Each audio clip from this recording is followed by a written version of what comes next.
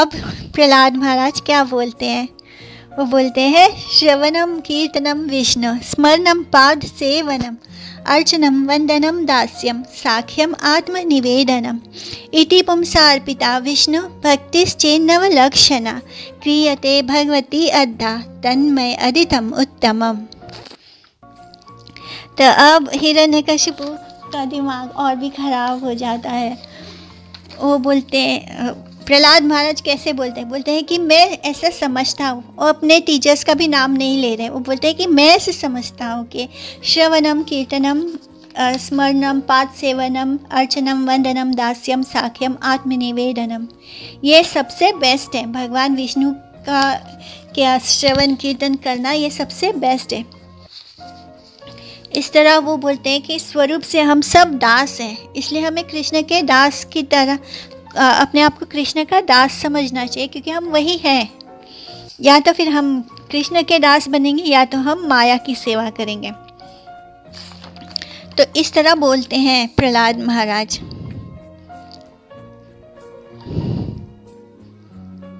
एक गृहस्थ के लिए सबसे बड़ा सुख क्या होता है? अपनी पत्नी की बातों को सुनना और दूसरा अपने पुत्र का आलिंगन करना। एक गृहस्थ जीवन का सबसे दो परम सुख इसी को कहा गया है। शकुंतला ने ये राजा दुष्यंत से कहा था। अदरवाइज गृहस्थ जीवन बस क्या है, गधे की तरह भार ढोना है, परिश्रम और परिश्रम और परिश्रम। कोई सुख नहीं है गृहस्थ जीवन में। इंसान बस दूसरे के लिए, अपने रिश्तेदारों के लिए, घर वालों के लिए खटता रहता है। इस तरह प्रहलाद महाराज की हम शिक्षाओं को सीख रहे हैं। तो जो उन्होंने कहा उसके हिसाब से स्वरूप से हम सब दास हैं, और जो कृष्ण का दास नहीं वो माया की सेवा करेगा। वैसे भी हम ये देखते हैं कि लोग कैसे माया की सेवा करते हैं। जब कोई कुत्ता लेकर बाहर निकलता है तो वो क्या करता है, कुत्ता आगे चलता है, वो कुत्ते का वेस्ट भी क्लीन करते हैं। खुद फॉरेन कंट्री में तो खुद ही आदमी को क्लीन करना पड़ता है स्टेप पे, अगर कुत्ते ने गंदा कर दिया तो इस तरह हम कुत्ते के दास हैं। जैसे कोई नेता होता है, वो क्या बोलता है कि आप मुझे सेवा का मौका दे, सेवा का अवसर दे। तो नेता इतना बड़ा पोजीशन पे होकर भी बोलता है कि मुझे सेवा करना है। तो एक्चुअली में सेवा ही हमारा नेचर है। हम दास हैं, लेकिन हम अगर कृष्ण के दास नहीं हैं तो हम माया के दास बनेंगे।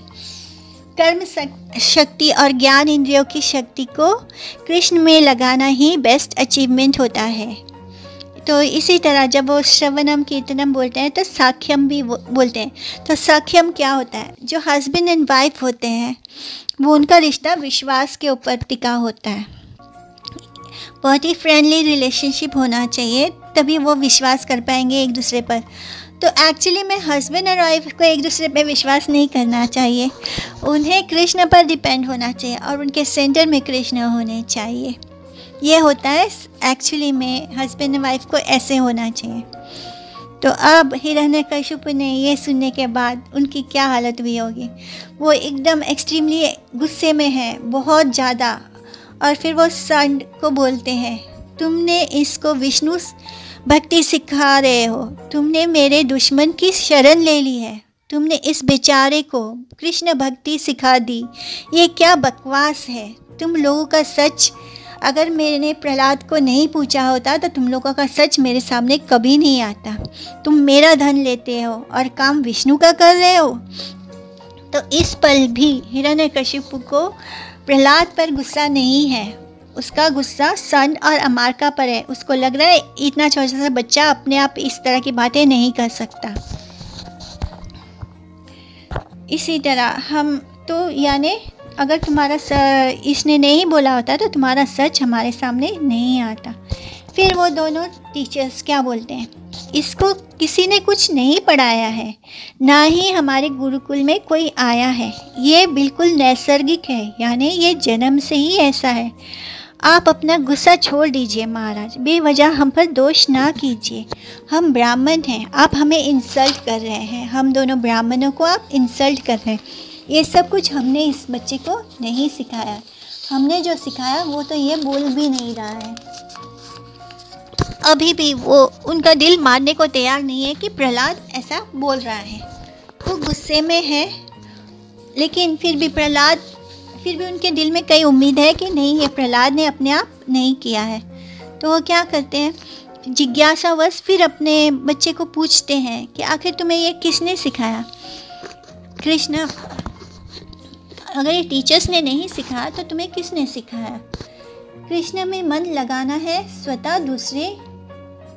तो प्रहलाद क्या जवाब देते हैं कि कृष्ण में मन लगाना स्वतः होता है, अपने आप होता है, किसी दूसरे के इंस्ट्रक्शन से, किसी एफर्ट से नहीं होता ये।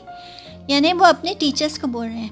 जो खुद भोग में आविष्ट हो, जिसकी इंद्रियां भोग में लिप्त हो, वो अनकंट्रोल सेंसेस में हो, जिसका सेंसेस खुद अनकंट्रोल हो, वो जन्मों से बस वही चबा रहे हैं जो चबा चुके हैं। जैसे गन्ना को चबाते हैं, फिर छोड़ते हैं, फिर भी लगता है इंसान को कि हाँ अभी भी इसमें कुछ रस होगा, फिर दोबारा उसको चबाना शुरू करता है। हर जन्म में बस हम लोग यही कर रहे हैं। तो ऐसे लोग मुझे क्या सिखाएंगे? उनका जो संकेत है वो यही है कि इन्होंने मुझे नहीं सिखाया, संत और अमारका ने मुझे कुछ नहीं सिखाया। जिनका अंतकरण विषय भोगों में अविष्ट है, वो कृष्ण को नहीं जान सकते। एक अंधा दूसरे अंधे को क्या गाइड करेगा? ये गुरु अंधे हैं, विषयी लोगों को गुरु मानेंगे तो खड्डे में गिरेंगे। यानी संत और अमारका को अगर गुरु मानेंगे तो हम खड्डे में गिरेंगे कि ये कैसे गुरु हैं। भगवान के बनाए स्वर्ग को तो हम भोगना चाहते हैं, पर उस भगवान को नहीं जानना चाहते। मटेरियलिस्टिक लोग ऐसे ही होते हैं, भगवान की बनाई हुई इस दुनिया का हर चीज़ भोगना चाहते हैं, लेकिन भगवान को जानने की उनकी कोई इच्छा नहीं होती है। ना ते विदु स्वार्थ गतिम ही विष्णुम दुरा साया ए बहिर अर्था निया अंध यथा धयल उपनियामानस ते अपि सा तंत्र्याम उरुदाम्नि बद्धा नैसां मतिस्तावद् उरुक्रमांग्रिं स्पृशति अनार्था पगमो यदर्था महीयासं पाद रजो अभिषेकम निष्किंचनानं न वृणीता यावत्। जब महाभागवतों के चरणों का आश्रय नहीं करेंगे, चरण रज से अभिषेक नहीं करेंगे, तब तक मटेरियल कॉन्टेमिनेशन, जो विषय भोगों की इच्छा है, वो उससे हम फ्री नहीं हो सकेंगे। जब तक हम भगवान के भक्तों का, साधुओं का संग नहीं करेंगे, तो वो जो मटेरियलिस्टिक है वो किसी में नहीं आ सकता। बस कृष्णा कॉन्शियस में आकर भगवान के चरणों की शरण लेने से हम मटेरियल कॉन्टेमिनेशन से फ्री हो सकते हैं। हमें निष्किंचन होना होगा, जिसका धन केवल कृष्ण है, ये संसार का जिसको कोई मोह ना हो। बस इतना सुनना था कि हिरण्यकशिपु ने प्रहलाद को अपनी गोद से उठाकर गुस्से में ज़मीन पर पटक दिया। प्रहलाद महाराज बस 5 साल के बच्चे हैं और उनके अपने पुत्र हैं हिरण्यकशिपु के, लेकिन वो क्या करते हैं, उस बच्चे को उठाकर सीधा ज़मीन पर जोर से पटक देते हैं। मतलब इतनी नफ़रत है उनके हृदय में भगवान विष्णु के लिए। एक बार भी सोचा नहीं कि मैं बच्चे को ज़मीन पर पटक रहा हूँ। हाँ मरसा रुषा विष्टा कासाई भूतलोचना वध्या तम अस्व आयम वध्यो निह सरायता नहीं रहता। गुस्से क्रोध से भरा हुआ लाल आंखें हिरण्यकशिपु ने अपने सेवकों से कहा, ओ असुर, इस बच्चे को ले जाओ, इस लड़के को मेरे सामने से ले जाओ, इससे मर जाना चाहिए, ऐसे बच्चे को मर जाना चाहिए। ये विश्वास करने के लायक नहीं है, ये मेरे सामने मेरे दुश्मन की तारीफ कर रहा है, उसके बारे में बोल रहा है। इसको जितनी जल्दी हो सके मार दो। जो मेरे दुश्मन की शरण ले रहा है वो मेरे या मेरे परिवार का क्या होगा। कैसी नफरत थी उनके मन में विष्णु के लिए। अपने पुत्र को भी मारने को तैयार था वो।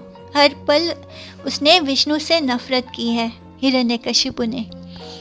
ये बच्चा बस 5 साल का है बोल रहे हैं वो हिरण्यकशिपु, बट फिर भी इसके मन में अपने माता पिता के लिए कोई स्नेह नहीं है। ये विष्णु की तरफदारी कर रहा है जो विश्वास करने योग्य नहीं है। ये विश्वघाती है, इस पर विश्वास नहीं किया जा सकता। ये हिरण्यकशिपु अपने जो सेवकों हैं उनको कन्विंस कर रहा है कि मैं सच में चाहता हूँ कि तुम सब लोग इस बच्चे को मार दो, इसकी हत्या कर दो, क्योंकि वो राजा का पुत्र है। तो जो उसके राजा के नौकर है वो यही सोचते हैं ना कि ये तो राजा का पुत्र है और ये गुस्से में कुछ बोल रहा है, जैसे कि काम, क्रोध, लोभ, मोह, ये सब क्या है, नर्क के द्वार है। तो सबको लगता है कि ये अपने बेटे के बारे में गुस्से में बोल रहा है, बाद में होश में आएगा तो हम लोग को ही मार देगा। तो कोई कुछ हिल नहीं रहा है, कोई कुछ कर नहीं रहा है। तो उनको कन्विंस करने के लिए क्रोध में हिरण्यकशिपु इस तरह की बातें कर रहा है।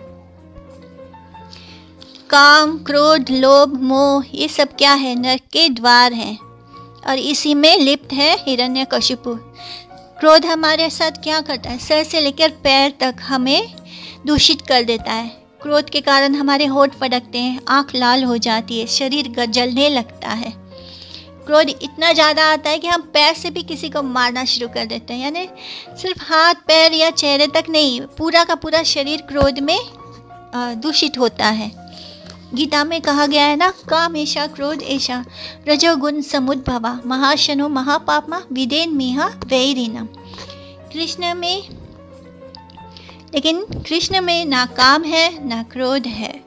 जैसे कि एक एग्जाम्पल है, एक कथा है, नारायण ऋषि की तपस्या के समय तोड़ने के लिए इंद्र ने अप्सराओं को भेजा। इंद्र को हमेशा ये डर रहता है कि कहीं उसका सिंहासन कोई उससे छीन ना ले, इसलिए जब भी कोई बहुत ज़्यादा तप करने लगता है तो उसकी तप को तोड़ने के लिए वो अप्सराओं को सेंड करता है या कोई ना कोई तरीका ढूंढता है उसके तप को तोड़ने के लिए।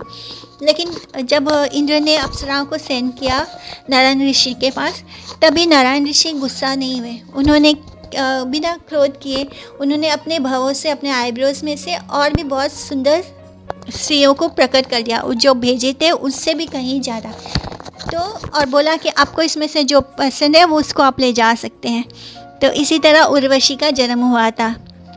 लेकिन लॉर्ड शिवा जो है शंकर भगवान, जब कामदेव उनके तपस्या को भंग करने आया था तब उन्होंने क्या किया था, उसको अपनी आँख खोलकर उसको भस्म कर दिया था। तो काम, क्रोध, ये सारे गुण हमारे कृष्ण में नहीं है।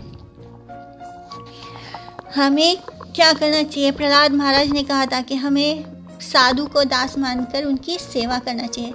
जब हम ऐसा करते हैं तब हम काम, क्रोध, इस सब बुराइयों से दूर हो जाते हैं। संसार के लोग अपने पुत्र को विरक्त नहीं बनाना चाहते हैं। क्यों? वो कहते कि नहीं, अभी तो इसको पढ़ाई करना है, इसको शादी करनी है, इसको बच्चों का विवाह करना है।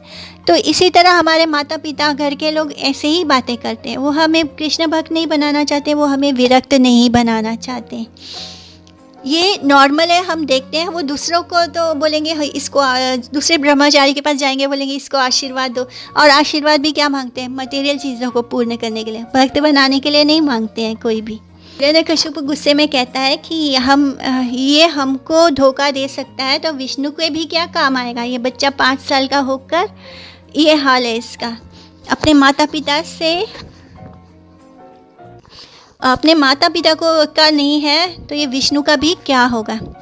तो हिरण्यकशिपु अपने जो सैनिकों हैं, अपने जो नौकर हैं, सेवक हैं, उनको यकीन दिलाने के लिए बोलता है, अपना ही अंग अगर शरीर को नुकसान पहुंचा रहा हो तो उसे काट देना चाहिए। जैसे कि हमारा दांत दर्द हो तो हम क्या करते हैं, कभी कभी हमें दांत भी उखाड़ देना पड़ता है, या कभी पैर में कोई फोड़ा फुंसी हो या पॉइजन फैलने लगे तो हम हाथ या पैर भी कटवा देते हैं। तो इसी तरह हिरण्यकशिपु बहुत बड़ी बड़ी ज्ञान की बातें कर रहा है।